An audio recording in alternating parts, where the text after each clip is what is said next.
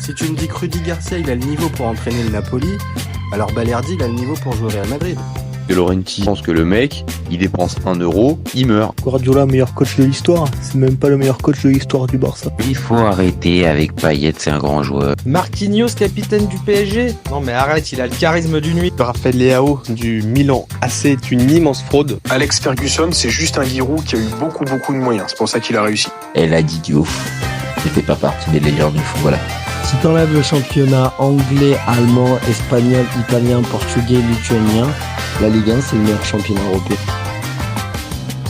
Salut à tous, je suis super content de vous retrouver pour un nouvel épisode du FC Copain. Alors, pour m'accompagner aujourd'hui, je suis avec Raphaël. Salut mon copain. Salut Jérém, comment ça va? Écoute, bien, ça faisait un petit moment qu'on t'avait pas vu du côté du FC Copain. Et évidemment, on parle du PSG, forcément, il faut que tu montres le bout de ton nez. Évidemment, en fait, on va dire que j'attendais la fin de cette période de mercato pour pouvoir refaire surface. Pour pouvoir me prononcer, voilà. Et donc, je suis là. Bon, j'ai eu une bonne nouvelle. Je suis devenu papa il y a pas longtemps. Je partage. Voilà. C'est pour la première fois. Ça peut peut-être expliquer pourquoi t'étais pas là, peut-être aussi depuis un temps. Exactement. Mais bon, de retour avec le FC Copain pour faire un bilan pas calmement. Pas les déjà. Donc, j'ai limite plus besoin de présenter le truc. Bon, on va faire quand même, bien évidemment, comme d'habitude, un avis tranché. La question du jour, c'est donc, est-ce que le mercato d'hiver 2024 du PSG est le plus mauvais de l'ère Qatari? T'as déjà enlevé tout le suspense. Tu vas nous dire que non, oui, par contre, c'est le pire de l'ère Qatari, pendant que moi, de mon côté, je vais défendre le côté que ce n'est pas le pire mercato hivernal, du PSG. Donc, tu commences? Ça te va, mon copain? Allez. Je te lance le chrono. C'est parti. Tu peux découper. Pour ceux qui n'auraient pas suivi ce qui s'est passé au Paris Saint-Germain cet hiver, on a eu le droit à une multitude de rumeurs de grands joueurs, de joueurs potentiels pour renforcer le milieu de terrain. Les plus naïfs y ont cru, d'autres plus terre à terre n'y ont pas cru parce que on connaît les dossiers gérés par Luis Campos et c'était pas du domaine de son ressort. Donc en fait, on a 2 jeunes Brésiliens qui arrivent. Les supporters du PSG savent le temps d'adaptation qu'il faut pour des jeunes Brésiliens pour entrer dans le moule, surtout quand ils arrivent en hiver dans un club où il fait froid, où là ils vont devoir aller jouer à Strasbourg et en Bretagne dans le Nord, et ça va être compliqué pour déjà un seul des deux parce qu'on a quand même recruté un mec sur une chaise roulante, donc c'est pas facile du tout. Et c'est des prospects, c'est des jeunes, on sait pas ce qu'ils valent. Mais en fait, je vais t'expliquer pourquoi moi je considère que c'est le pire mercato du PSG hivernal. Il faut se rappeler d'où on vient. Quand le Qatar arrive, mercato hivernal, Thiago Motta, Alex Maxwell, pour rien, quasiment rien du tout. À l'époque, on avait un mec qui savait travailler, qui s'appelait Leonardo, et même lorsqu'il est revenu la deuxième fois, il fait avec parfois des grandes contraintes de fair play financier, il arrive malgré tout à aller choper des petites des bons plans comme ça et des mecs pour renforcer l'effectif. Mais en fait, si on regarde en fait pourquoi je considère que c'est le pire, c'est au regard de l'effectif. Parce que quand les étés précédents, tu recrutais des mecs extraordinaires, t'avais pas spécialement besoin de te renforcer au mercato hivernal. Mais là, c'est après 2 mercatos d'été bidons, mais totalement bidons, qu'on avait besoin de se renforcer, parce que là maintenant tu te retrouves avec la Real Sociedad, tu te dis allez, peut-être qu'on va pouvoir passer. Donc on envisage peut-être un quart de finale Ligue des Champions contre un gros, donc il faut mettre les moyens pour s'en forcer pour aller. Moi je pense que ce mercato, il veut juste dire, les amis supporters du Paris Saint-Germain, les ambitions du club sont à la baisse. Cet été, Kylian Mbappé va partir et on va cesser de rêver plus grand, c'est tout. Finito, pipo, c'est terminé. Donc en fait, c'est le pire au regard de la qualité de l'effectif actuel, parce que si on fait le bilan, et je finis juste sur ça, des mercatos depuis que Luis Campos est arrivé, le nombre de flops est monumental. C'est-à-dire, on a rarement eu autant de flops, Et même quand on avait des directeurs sportifs alternatifs, donc que j'ai même pas envie de les citer, mais il y avait entre les périodes où Leonardo n'était pas là, on avait aussi les contraintes du fair play financier, mais malgré tout, on avait un effectif qui tenait la route et on se faisait parfois un petit kiff pendant le mercato hivernal, mais c'est tout. Mais là, c'est une catastrophe. Ouais, je sens que. Ah je ouais. sens- Ah ouais, non, mais là, je sens que Ah ouais. il y en avait gros. Et je pense que le Oui. débat, il va être costaud. Je vais essayer de défendre un peu la théorie adverse, mais là, j'avoue que Dis-moi. t'as envoyé du lourd. J'avoue que là, sur celui-là, t'as envoyé du très, très, On très, avait, très on lourd, mon avait copain. besoin de joueurs. C'est pas comme si on n'avait pas besoin de joueurs. Si on n'a pas besoin de joueurs, pas de problème. On n'a pas besoin de joueurs, mais on en avait besoin. Voilà. Ok, bon. Alors, je tente mon avis tranché et après, on débat directement, parce que, Sans encore une fois, problème. je te sens bien chaud. Donc non, pour moi, le mercato 2024 hivernal du PSG, c'est pas le plus mauvais. Alors, il faut déjà préciser un truc, c'est que cette période-là de mercato, elle est quand même un petit peu difficile. La majorité des joueurs importants, ils partent pas de leur club. Si c'est le cas, il s'agit d'opportunités, voilà. Et quand on regarde l'historique du mercato hivernal du Paris Saint-Germain, il y a toujours eu des pas forcément, plutôt oui, parce que j'étais en train de dire un truc, et c'est pas forcément que des réussites. Et forcément, quand on regarde, il y a même des périodes où ça a même pas recruté. Donc déjà, il y a ce premier paramètre-là.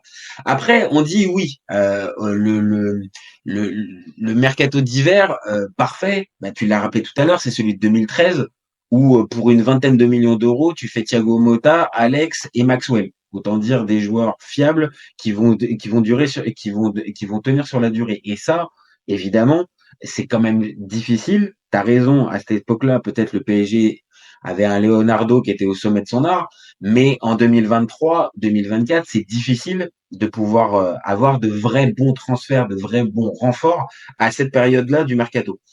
Et cet hiver, le PSG, je pense qu'ils ont tenté un autre pari, c'est-à-dire le pari de renforcer sur l'avenir. Alors là où je te rejoins, c'est que il y en a un sur les deux, bah tu peux même pas compter sur lui, peut-être même pour une adaptation, parce que Moscardo, le pauvre, bah on sait pas où est-ce qu'il est, mais il est plutôt entre les tables d'opération et pas forcément sur les terrains d'entraînement. Et Beraldo, bon, il peut y avoir un côté, on l'intègre pour que l'année prochaine, ça devienne un joueur important. Donc en termes de stratégie, moi j'arrive à comprendre un petit peu ce que veut essayer de mettre le PSG avec ces deux renforts-là. Alors que certains mercatos, j'ai pas forcément tout compris de la stratégie du PSG. Donc, dernier point, les indésirables ou ceux qui ne fonctionnaient pas ont été prêtés pour gagner un peu de temps de jeu. Noah Lemina à Wolverhampton qui va retrouver son frère, Cher qui retrouve la Liga NOS à Braga, un club copain qui pourra retrouver du temps de jeu. Et le PSG s'est débarrassé du Go Ekitike qui était véritablement un problème qui restait pas. Donc au final, quand on met tout dans la balance, là où je vais peut-être te rejoindre, c'est qu'il y avait peut-être des besoins. Et ça, je pense qu'on va débattre. Par contre, est-ce que c'est le pire? Je pense que t'es à chaud, mon copain, et que t'es vraiment très énervé sur la stratégie, mais c'est pas le pire mercato de Alors, l'ère Qatar.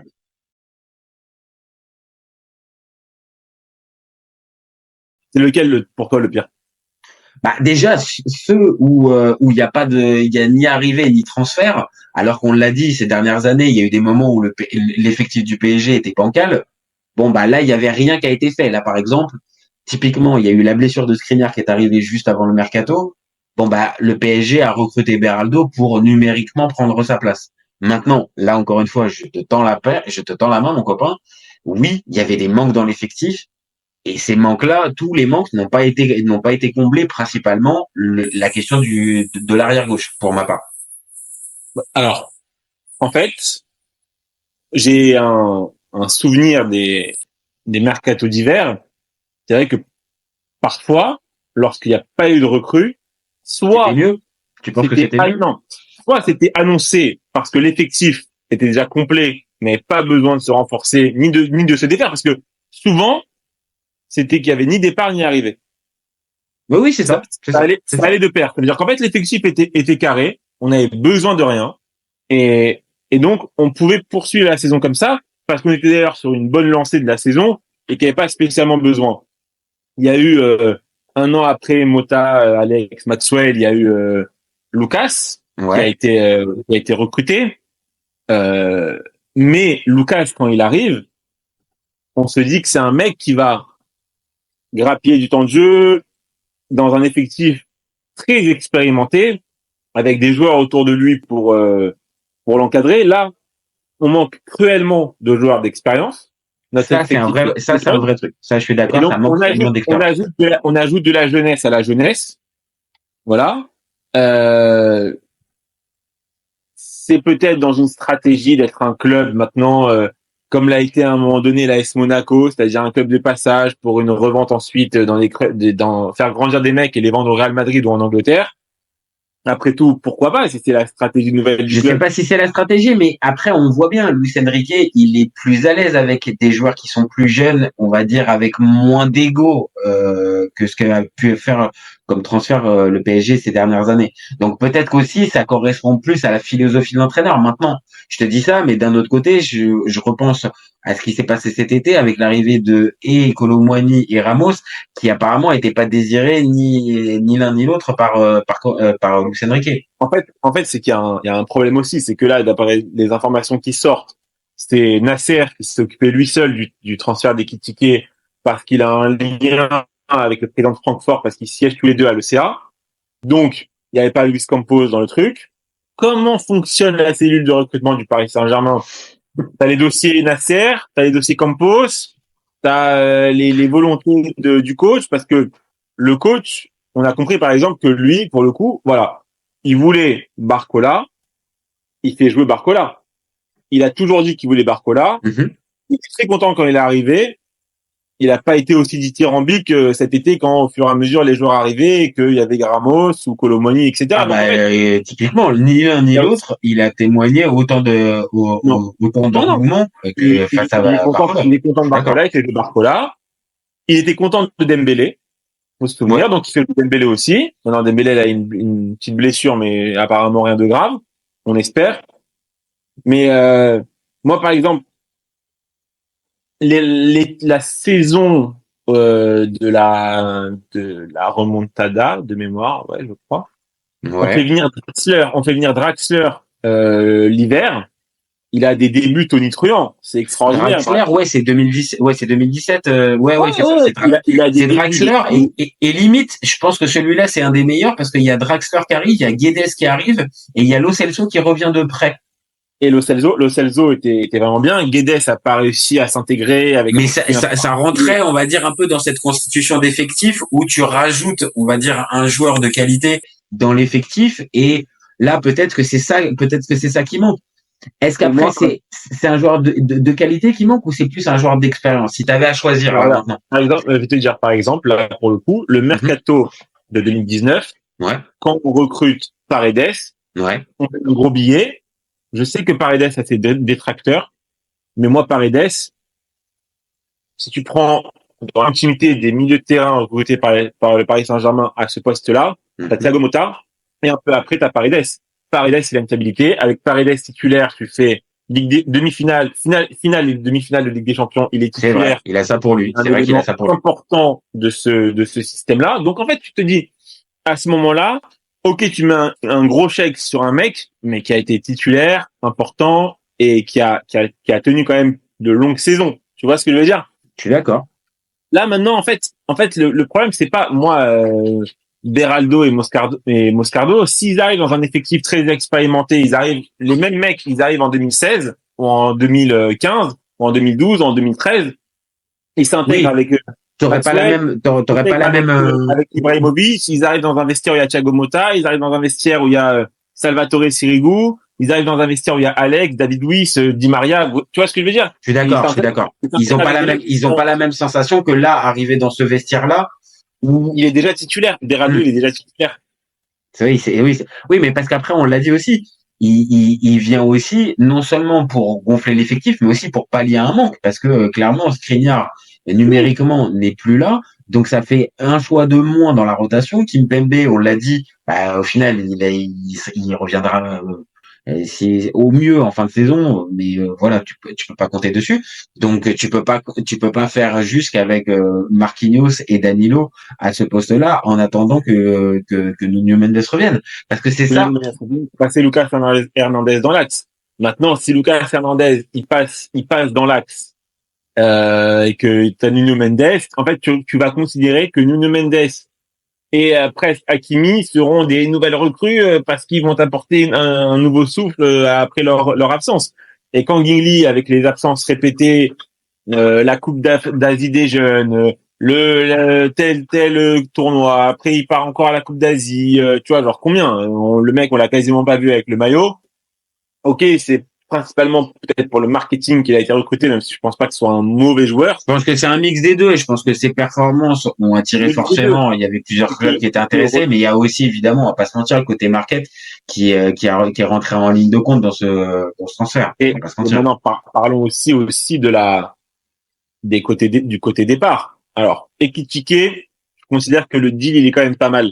Ah, franchement, ouais. Attends, on a connu quand même le PSG, sans être méchant, qui se faisait beaucoup plus pigeonner sur des joueurs achetés 1 an et demi après qui étaient en échec. Là, on parle d'un transfert aux alentours de 30 millions. Bon, la perte, elle est quand même raisonnable. On perd un peu d'argent quand même. C'est bien la preuve que ce mec-là, autant d'argent sur lui, c'était pas le bon pari, et ça te montre que quand même, il y a quand même beaucoup de mecs qui ont été recrutés au mercato d'été 2022.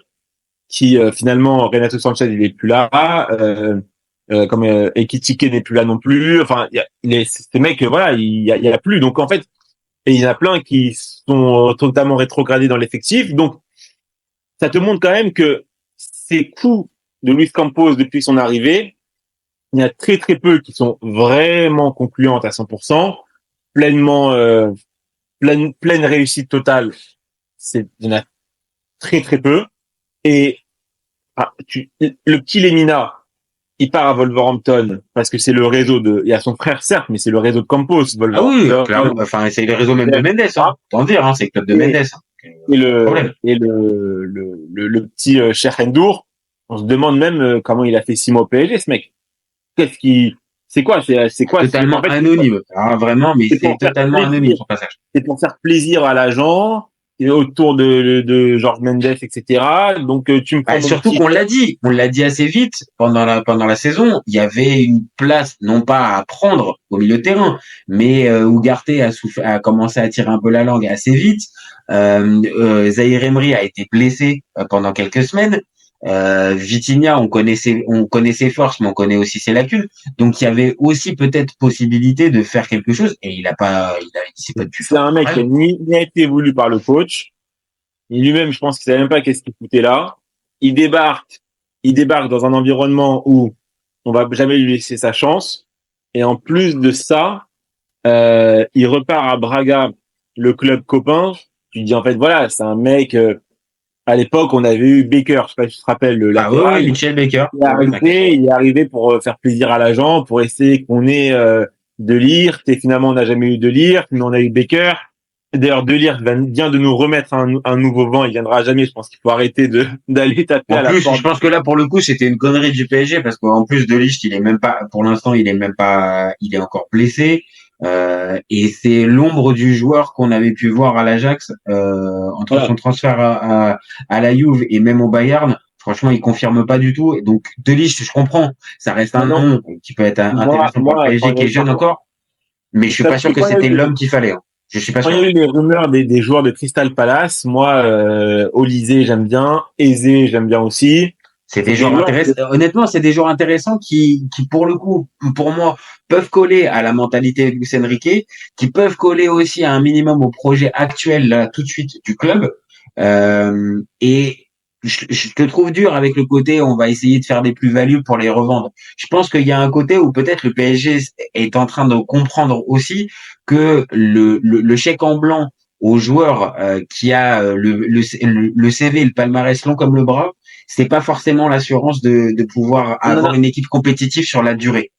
En réalité, si tu prends vraiment sur une vue d'ensemble, c'est vrai qu'on a des grands joueurs de grands clubs, on n'en a pas recruté énormément.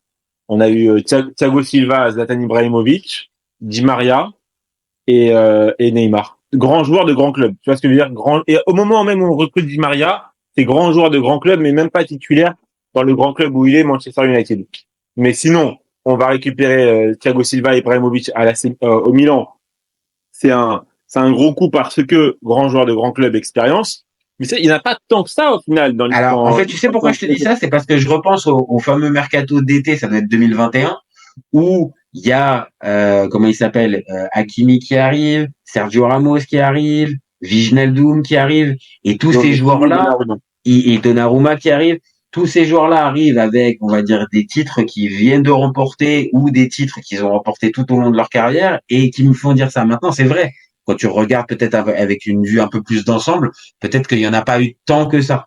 Mais en tout cas, je pense que c'est pas la clé, en fait, pour le PSG, peut-être pour mener son projet sur du long terme, un minimum. Il faut aussi peut-être s'axer sur des joueurs qui sont peut-être plus jeunes. Et par exemple, bon, là, j'anticipe parce qu'évidemment, il est prêté, mais l'été prochain, il faut absolument pour le PSG que, un Xavi Simons, il revienne et que là, il y ait même plus de négociations. Il faut que là, maintenant, ce joueur-là soit intégré au PSG et que le PSG en fasse même un peu sa figure de proue. Parmi tous les grands noms qui ont été évoqués, Kimmich, Bruno Guimaraes et les autres, pour toi, c'est si cet été il y a un gros billet à mettre, un seul gros billet à mettre, c'est sur qui? Bah, tu sais quoi, je suis un petit peu partagé entre deux. Je pense que le PSG peut pas faire l'économie d'acheter un véritable 6, mais plus de métiers. Je manque pas de respect à Ougarté, il a ses qualités, mais je pense que c'est trop limité pour les ambitions de ce PSG là maintenant tout de suite.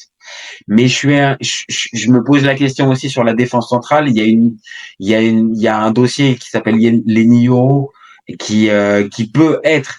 Je dis pas du tout que c'est l'assurance tout risque que ça va être le nouveau Thiago Silva ou Sergio Ramos.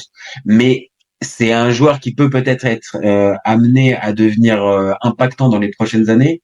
Donc j'hésiterais entre le poste de 6 et là peut-être qu'un Guimarães, je mettrais peut-être le paquet dessus, ou un Leny Yoro. Mais à choisir, encore une fois, je pense que Marquinhos peut encore faire l'affaire et que tu peux encore tenir. Mais Yoro, c'est une opportunité. Donc c'est surtout que Yoro, c'est français aussi. Et Yoro, c'est français, ça peut symboliser un peu le renouveau du PSG aussi avec un espoir du foot français à sa tête un peu. Bon, on va dire aux gens qui nous regardent, on s'était dit qu'on allait faire à la base une vidéo pendant le mercato pour choisir les joueurs et composer notre mercato. C'est vrai. Que moi j'avais avancé le nom de Yoro, mais à ce moment-là il y avait eu un veto d'Olivier Létang, donc compliqué. Mais je l'avais évidemment en tête. J'avais un petit jeune, je vais te le dire, qui joue à Salzbourg, qui s'appelle Amar Dedic, le latéral. Je me suis dit que, en tout cas, pour dépanner en attendant le retour de Nuno Mendes à ce moment-là, parce qu'on ne savait pas vraiment quand est-ce qu'il allait revenir, ça aurait pu pallier et c'est pas si cher que ça. C'est un bon prospect et je pense qu'un mec comme ça, s'il continue sur sa lancée, il fait une saison à Leipzig peut-être et après à un club comme City ou quelque chose comme ça va aller. Je le trouve bon. Je me dis que ça aurait été une opportunité d'aller le récupérer dès maintenant. Donc voilà, comme quoi je veux pas non plus que des mecs qui perdent d'expérience, etc. Mais non, parce que là pour le coup, typiquement, on va dire, c'est une situation en plus un peu particulière parce que t'as un Lucas Hernandez qui fait le job à ce poste-là, mais on le sait, c'est pas son meilleur poste.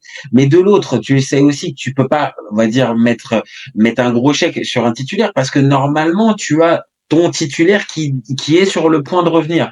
Mais comme il a été absent pendant un temps, tu peux pas être exigeant sur son retour au plus haut niveau, à son meilleur niveau, dès les premières semaines. Donc, tu vois, c'est une situation qui est un petit peu compliquée. Donc, faut trouver un joueur qui puisse faire le backup, mais tout en ayant un niveau de performance, parce qu'il va peut-être être amené à certains moments à jouer des matchs importants, voire même peut-être la Ligue des Champions, parce que on le dit, un Lucas Hernandez qui serait replacé dans l'axe, ça peut te changer complètement la phase de ta défense.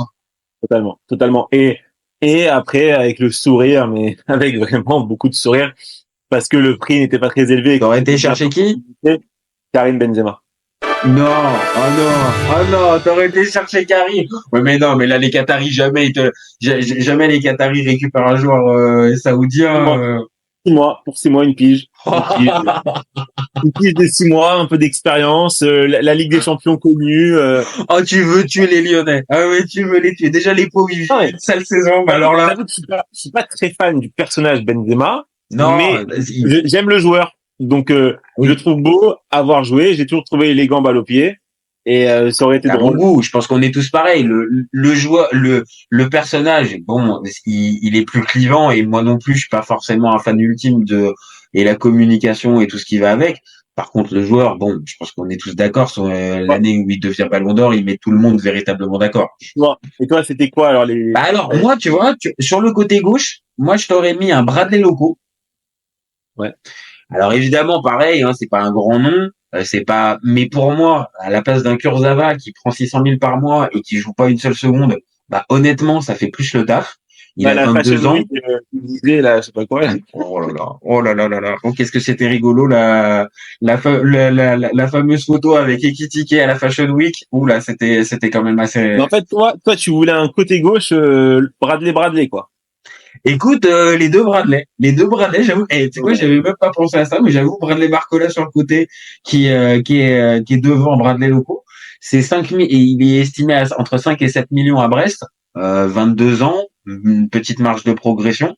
Donc pour moi, ça pouvait coller.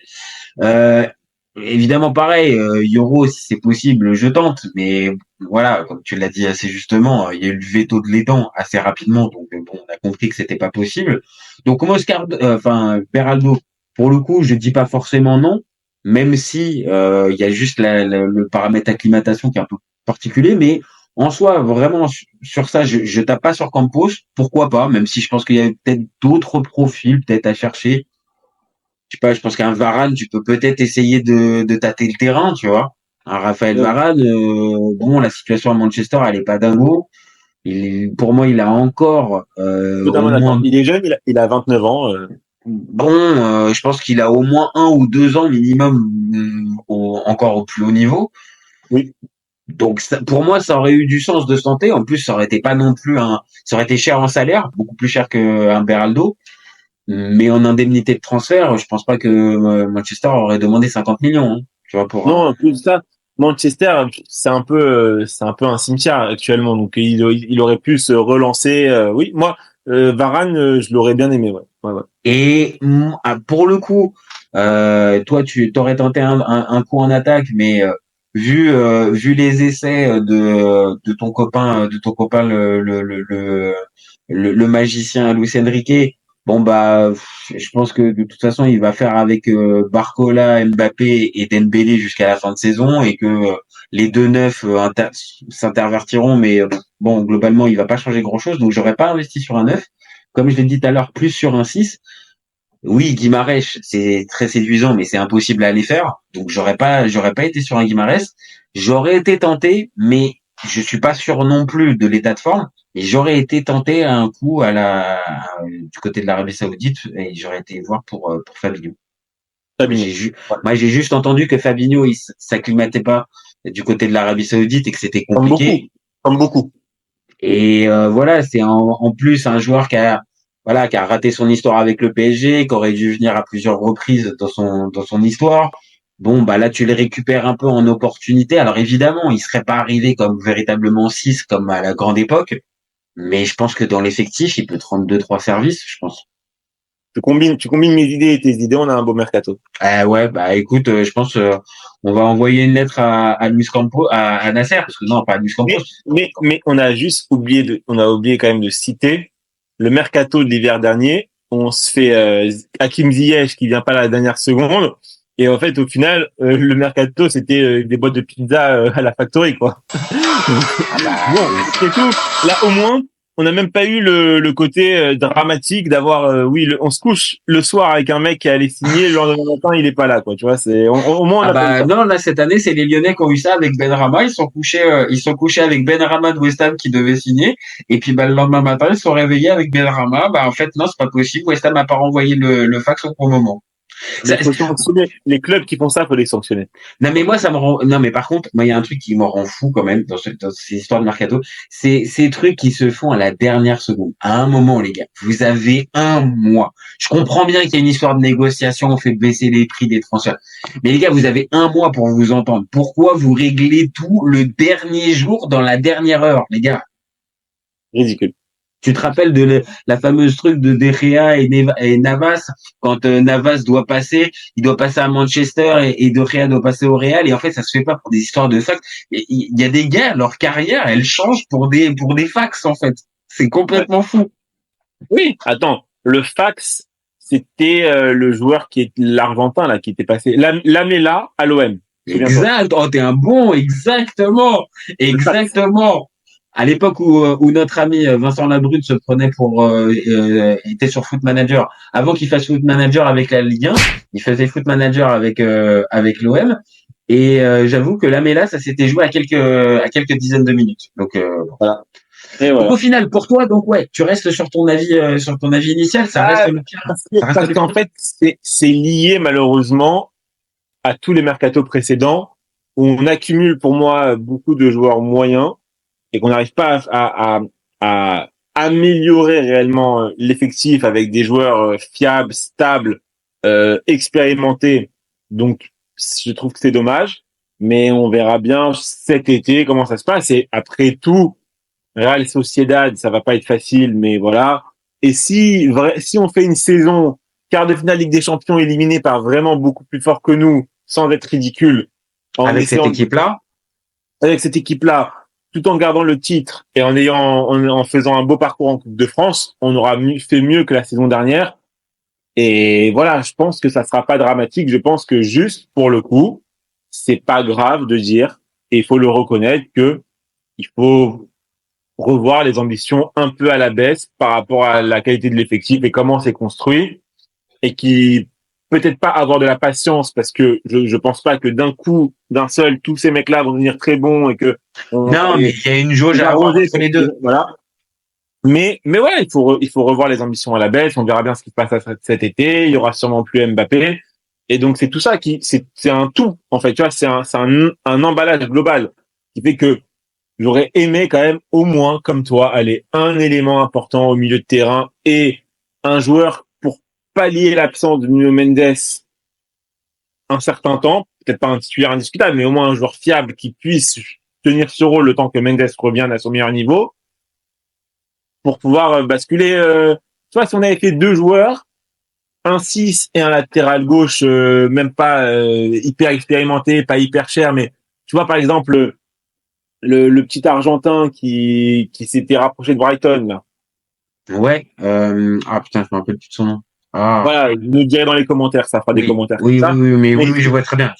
Mais voilà, après tout, à un moment donné, il a été lié au club.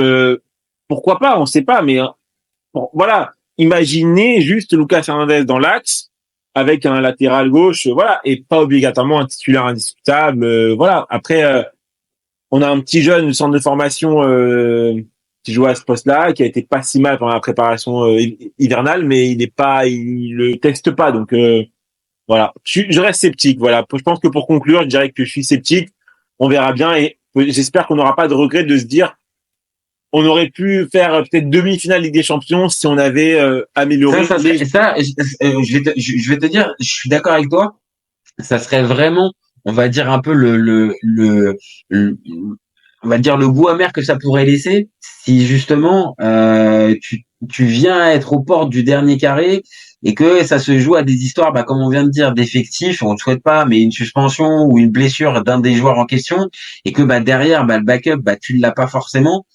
Oui, là il pourrait y avoir ce côté où oui, juste avec peut-être un peu plus d'investissement, et on le sait, c'est pas forcément une question financière. C'est pourquoi le PSG a pas été dessus, c'est juste que il y avait pas globalement les profils recherchés, et donc comme il y avait pas les profils recherchés, ils y sont pas allés. Bon oui, mais peut-être que ça peut jouer un rôle dans le sprint final, non pas en Ligue 1, parce qu'on sait très bien le PSG sera champion, ça fait pas de doute, mais dans le dernier sprint, si dans le sprint final, si le PSG est encore en Ligue des Champions, ouais, ça peut avoir ça peut avoir son importance. Maintenant, il faut laisser ça sur son produit, et voir déjà comment continue de s'adapter Peraldo. Par contre, pour Moscardo, ces saisons, non, c'est cuit. Non, il arrivera la saison prochaine, quoi. Avant la saison prochaine. Okay. Bon, c'est vrai que là, par contre, la logique du transfert, du mouvement, j'avoue que je défends l'idée que c'est pas le pire, mais quand même, c'est pas donné, c'est 50 millions, attention, les deux. C'est pas juste, c'est pas comme ça, quoi. C'est pas juste c'est pas rien de dépensé, c'était intelligent, on a fait des trucs. Les deux, ils ont coûté entre 40 et 50 millions. Après, tu sais comme moi. Après, il y a malheureusement le prix PSG qui est pratiqué, et le club brésilien déroge pas à la tradition, et donc bah forcément pour un joueur qui va être estimé à 15, 17, eh ben on va passer à 20, 22, voire 25, tu vois. C'est malheureux, ça on va dire c'est lié au PSG et même à certains clubs qui sont identifiés comme gros payeurs, donc on y va.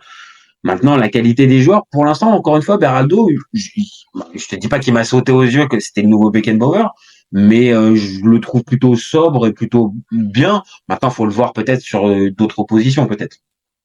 Voilà. Faut juste voir. Et encore une fois, faut laisser sa chance au produit. Allez, on laisse sa chance au produit.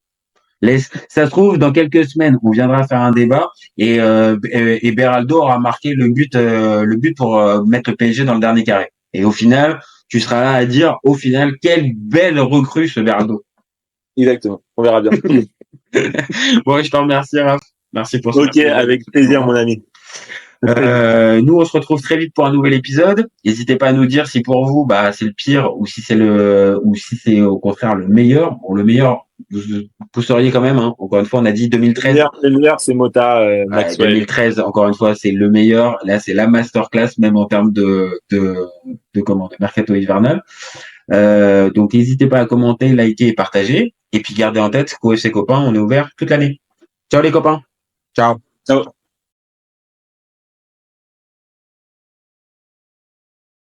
Si tu lui enlèves la vitesse, Vinicius est un joueur moyen. Mbappé là pour les pépettes et pas forcément pour la compète. Si tu me dis que Rudy Garcia, il a le niveau pour entraîner le Napoli, alors Balerdi, il a le niveau pour jouer au Real Madrid. Je te rappelle Léao du Milan AC est une immense fraude. Deschamps est jamais aussi bon que quand il fait du Deschamps, de la rigueur. Le débat qui est le meilleur entre Messi et Maradona, alors qu'on sait tous que le meilleur 10 argentin, c'est Riquelme. Après, moi, je conseille aucun joueur d'aller au PSG déjà de base. Parce que Lorenzo pense que le mec, il dépense 1 euro, il meurt. Pour l'euro, il est blessé, je sais pas, t'as pas Griezmann, et t'es pas si sûr ça. Je suis d'accord. Alex Ferguson, c'est juste un Giroud qui a eu beaucoup de moyens. C'est pour ça qu'il a réussi. C'est quand même pas de ma faute si je préfère Ronaldinho à Zidane. Marquinhos, capitaine du PSG. Non mais arrête, il a le charisme d'une nuit. Gros problème avec ce joueur, je le déteste. Avec un joueur comme Nangolan, la Belgique sortait la France en 2018. Elle a dit ouf. Elle fait pas partie des meilleurs du football. À son prime, je te confirme que Hatem Ben Arfa n'a rien à envier à Lionel Messi. Entre un choc de Ligue 1 et un choc de MLS, je regarde la MLS. Je trouve que la pinte est grillée quand même, tu vois. J'ai pas peur de dire que Bounassar, à son prime, il avait 4 cafés dans chaque orteil. Guardiola, meilleur coach de l'histoire. C'est même pas le meilleur coach de l'histoire du Barça. Mais il faut arrêter avec Payet, c'est un grand joueur. Si t'enlèves le championnat anglais, allemand, espagnol, italien, portugais, lituanien, la Ligue 1, c'est le meilleur championnat européen. Heureusement, il y en a un avec un style différent, Diego Simeone. Cet été, il y avait encore des mecs pour dire que Mourinho, c'était l'entraîneur parfait pour le PSG. D'un moment, faut arrêter d'avoir un temps de retard. Merci pour les travaux, Kylian. Maintenant, tu peux aller au Real. Pour moi, Giroud est un meilleur neuf que Benzema. Pour moi, Neymar, je suis désolé, mais c'est vraiment le meilleur joueur du monde de poker. Totti, pour moi, c'est un meilleur joueur qu'Alessandro Del Piero. En 2023, j'ai plus confiance en Franck Hez que Max Allegri.